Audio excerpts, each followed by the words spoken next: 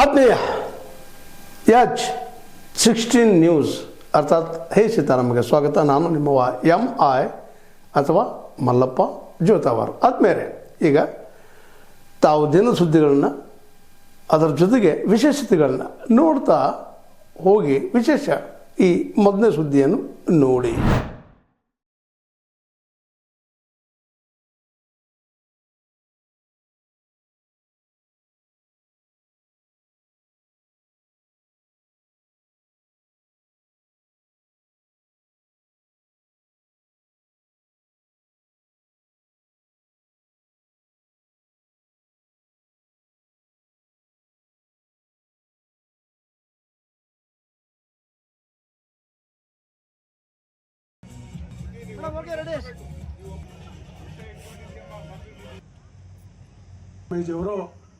ಬಂಧುಗಳೇ ಮತ್ತು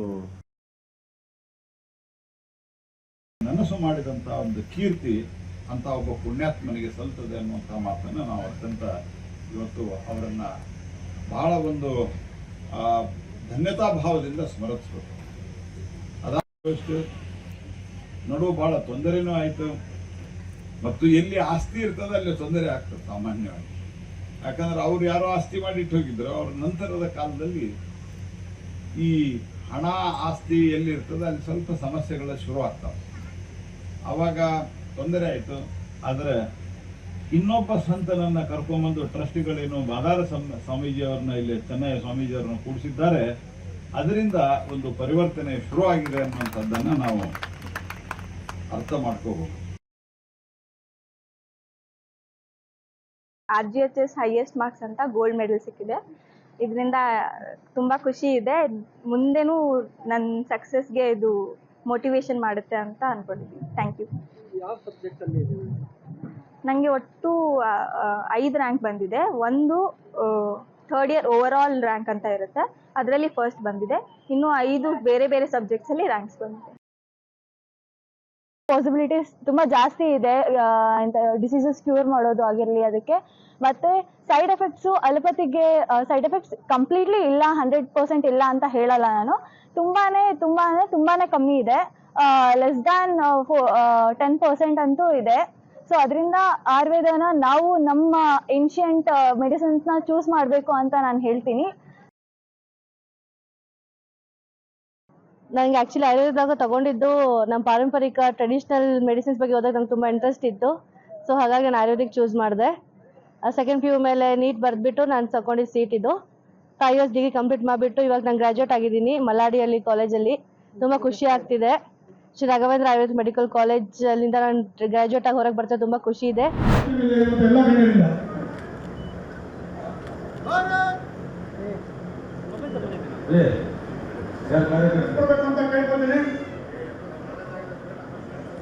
ಈ ಜಿಲ್ಲೆಯ ಜಿಲ್ಲಾಧ್ಯಕ್ಷರು ಆದಂತಹ ಶ್ರೀ KT ಕುಮಾರಸ್ವಾಮಿ ಅವರಿಗೆ ರಾಜ್ಯದ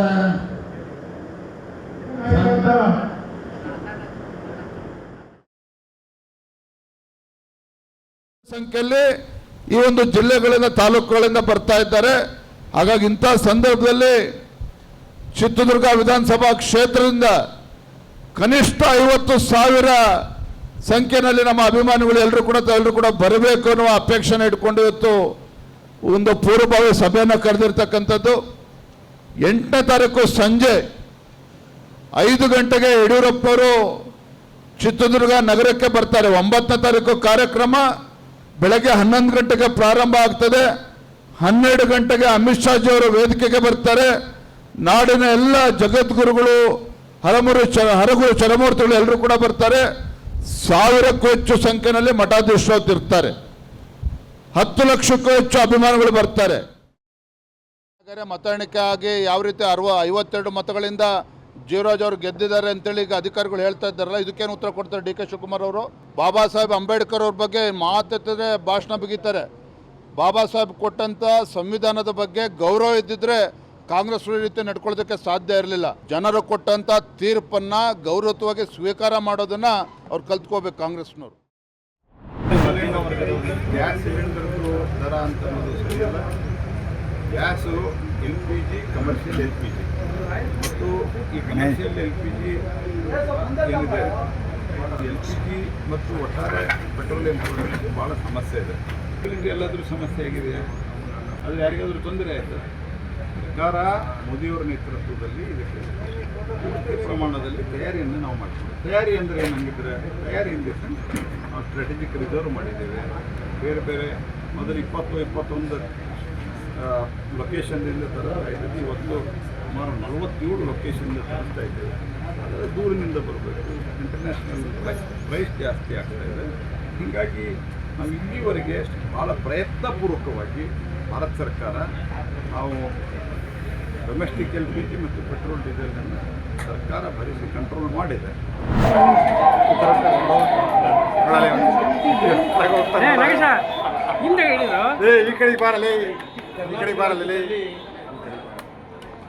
ಭಾಳಷ್ಟು ಶೀಘ್ರವಾದಂಥ ರಾಜಕೀಯ ಕ್ರಾಂತಿ ಆಗಲಿದೆ.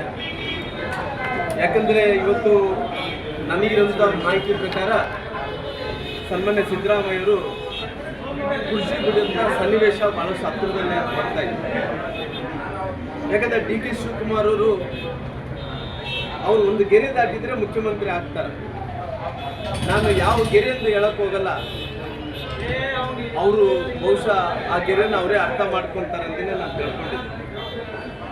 ಹಾಗೆ ಇವತ್ತು DK ತಾವೆಲ್ಲ ಇಲ್ಲಿವರೆಗೆ ಸುದ್ದಿಗಳನ್ನು ನೋಡಿದಿರಿ, ಜೊತೆಗೆ ವಿಶೇಷ ಘಟನೆಗಳನ್ನು ಸಹ ನೋಡಿದಿರಿ. ಅದು ನಿಮ್ಗೇನು ಅನ್ನಿಸ್ತು? ನಿಮಗೆ ಲೈಕ್ ಮಾಡಿರಿ, ಶೇರ್ ಮಾಡಿರಿ, ಕಾಮೆಂಟ್ ಮಾಡಿರಿ, ಜೊತೆಗೆ ಸಬ್ಸ್ಕ್ರೈಬ್ ನಿಲ್ಲಿಸ್ಬೇಡ್ರಿ.